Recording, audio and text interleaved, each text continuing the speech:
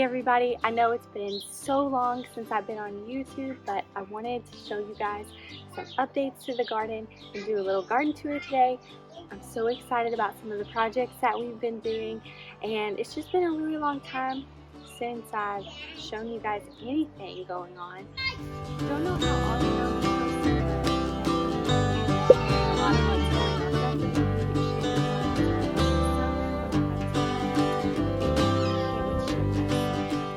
First up, we have the peonies, which are my absolute favorite flower. This is a pink variety. I'm not sure what they're actually called, but they've just done amazing this year.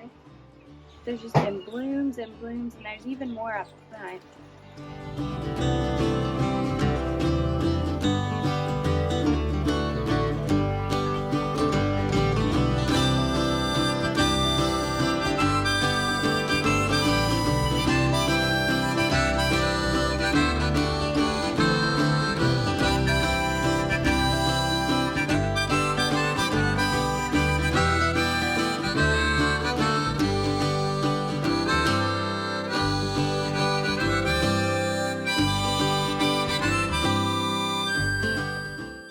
So this is what I've always affectionately called the tea garden, because we have lots of different herbs in here for teas.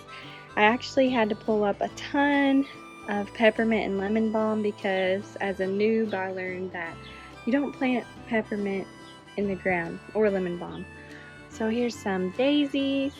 This year we also re-outlined this bed with rock. It had sunk in and it was getting a little kind of scraggly looking, so we fixed it. And then I actually moved some of this chamomile that was in a different bed over here, and it's doing pretty good. And a new addition this year is some yarrow. So this is a dark red yarrow. You can see it already has heads on there. That was a Mother's Day gift. And there's some calendula down in there that I also moved from a different bed. And down in here we have some nasturtiums, sugar buttons that I'm really excited about, and of course peonies.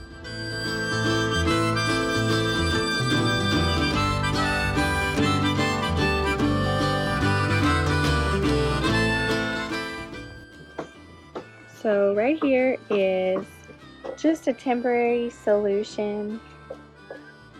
My husband is currently building me a new garden, but while he's doing that I needed a spot to put perennials. So this right here is stinging nettle, and I've already harvested what I was going to harvest from this year. From that. Here's some chocolate mint, and I love this. It's probably my favorite mint that I have. These are some more Mother's Day plants. Here's some zinnia. I got some Provence lavender and a hardy geranium, which is native to Kentucky. This one right here is going to be a light purple. And then some bee balm back there. I'm not sure if it's going to bloom this year. It's its second year, so it should be. And those fuzzy purple flowers, I lost the tag to, so I'm not sure what those are. And then this is just some German chamomile and some more bee balm in the back there. It smells really good.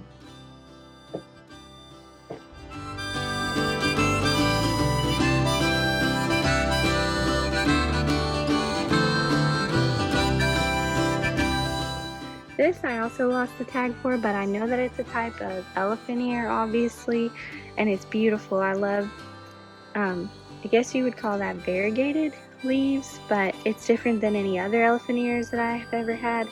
And I also have a giant elephant ear planted in here. But until it comes up, I have this pink geranium, and I'm gonna try to save the seeds so I can start my own geraniums. Never done that before, but I'm excited to try that. And I planted some zinnias in here too, but they haven't sprouted up. Oh, that might be one of them right here. And then this is a celosia. It's a tall one, which I've never seen before, but that was another Mother's Day plant. But I think it's just beautiful. My kids also really like it. That's why they've been picking off some of the flowers.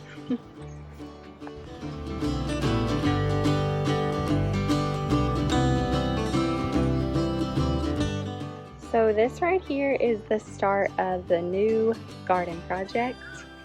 This really long one bed that we have. So definitely a work in progress. We plan on putting beds all the way around and tearing that bed out. It's a hot mess right now. It's actually just a bunch of dirt. Dirt from last year. There's some peas, weeds, Nerf bullets, of course. So this is going to get torn out, and then we're planning on having some beds in the middle, hopefully a bird bath, which is going to be very exciting. But for now, we have this really long raised bed that have tomatoes and peppers in them, and you can see they're coming along great. So actually, in this bed, the slugs have been doing their work on some zinnias that I planted, and my kids and I are always a little heavy-handed with the diatomaceous earth. So that is our organic gardening solution, but we also have some zinnias that are just coming up, and a lot of these tomatoes are from Survival Garden seeds, or they are from Baker Creek, which is my favorite place to get seeds, and they're all the way down through there. So some of the varieties that I have planted, see this one right here, if I can even still read the popsicle stick. So this one's Dr. Witchy. I have some rainbow varieties, black strawberry from Baker Creek, and of course a couple Cherokee. This is another Dr. Witchy. But actually something happened with these tomatoes, and I almost lost every single one of them. I actually did lose some of them. This has been a really wet year for us. We've had a ton of rain, and when I was hardening off a lot of these tomatoes, they were outside a lot, obviously, and they were in little solo cups. And because of that, they didn't have very good drainage, so a lot of them, the roots got just, it was terrible. They just completely drowned. So a couple of them were sacrificed during all that. But I did just go ahead and direct sow some tomatoes, which I'm really excited about. Some of these are Sun Gold, and then some beefsteak, which I'm very excited to be growing this year. And just cayenne peppers, bell peppers. So not a lot to see since it's still early in the year, but I'm just glad that the tomatoes I did have are greening up and looking a lot better than they did before. So in these grow bags, I decided to experiment a little bit this year because I don't have the space for onions and potatoes, but I love growing onions and potatoes. There's a little baby onion. I decided to do onions in both of these, and then in this one I decided to do potatoes. So I just did 4 inches of dirt and compost, put my potato starts in there, and then covered them with straw, which is what a friend recommended that I do. So I'll let you know how that goes, but I'm not really sure yet. There's not much to see. And here's some more little baby tomato starts and a random lettuce. So I'm so excited about these. It took him a Saturday to build them, and we broke a couple of the branches getting the blackberries in there. And then these are the new cedar boxes with the Seascape strawberries in them.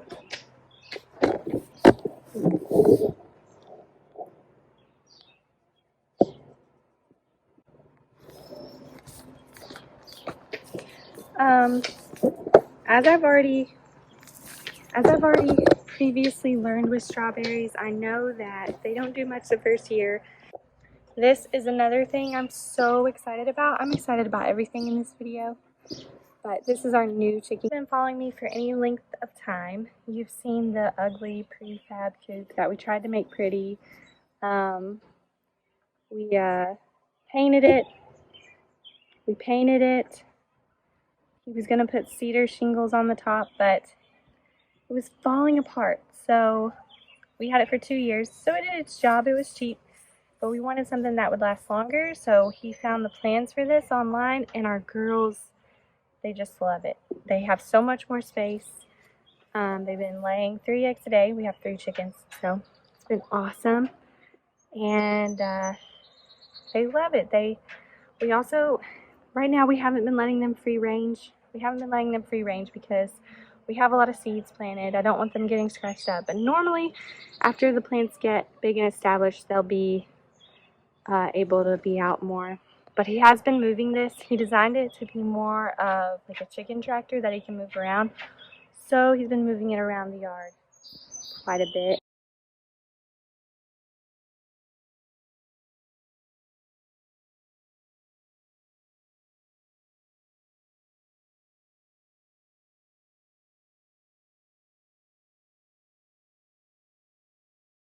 This part of the garden is a work in progress. So this comes right out of our gate and it's right outside of our fence. So there's 2 beds here that used to be the pumpkin patch and one used to be for squash. And this year, since my big garden that my husband's building for me is still in progress, I decided to do my beans, corn. This one actually is going to be the Three Sisters garden, which is just corn, sugar pie pumpkins, and then rattlesnake beans. So I'm really excited about that. And then on the edges, while those are getting started, I have lettuce and radishes, which will be done by the time the corn and the pumpkins start taking over the bed. And then just some nasturtium, sunflowers. You can see I've outlined these with rock now, and they're a lot prettier. That is just an old lattice and just garbage that I found. And here are some Greasy Grits beans, which is what my grandparents always grew growing up. It's a classic Appalachian bean. So I really wanted to grow that. I wanted to focus on things that I remember my family growing as a kid. You know, okra, Greasy Grits beans, corn, tomatoes, beefsteak tomatoes, things like that. So here's the other bed outside of the gate, and they match. These actually used to be on our patio, if you remember. More okra that's getting annihilated. I did get those little trellises with the bamboo. I got those for Mother's Day, so I put those in. And this right here is a cattle panel. Hopefully the beans are going to grow up that. That's a little target that my kids drew on the fence. They were hitting water balloons with it. And then this right here is the kids' garden. So they have wildflowers in here, tomatoes, dragon tongue beans that I'm trying to keep the slugs from getting, sunflowers. They planted chocolate sunflowers and Italian white sunflowers because that's what we had left over from last year. So yeah, I'm really excited about this space because it is the biggest part of where our food's going to come from this year. Definitely not focusing on production like I was before. For a couple years there, I thought I'm going to grow as much food as I can. You know, during COVID, there was just so much going on with food shortages and stuff, and it really put a bee in my bonnet. This year, I'm just having fun. I know that we live in the city. We're not going to grow all of our potatoes. We're not going to grow enough tomatoes to, it's just not going to be that way. So to put the joy back into it, we're growing things that we like, and just having fun. The kids help me a lot, so not striving for perfection here, okay? Definitely not. So the corn that you can see growing right here is called Blue Gem, I believe, and it's just a beautiful decorative corn. I don't really grow corn for eating. We have too many squirrels, so I just normally grow them for the stalks for fall decorating, because if you've ever tried to go to a pumpkin patch or Walmart or anywhere to buy corn stalks and you want to use a lot of them, they're expensive. So I just decided to grow my own. That's what I normally do. And then in between that is the sugar pie pumpkins, which you know with Three Sisters Gardening, that acts as a protection on the ground for your plants, and it keeps your plants a lot cooler and keeps some moisture in when it starts getting really hot, which it's 83 today, so already really hot.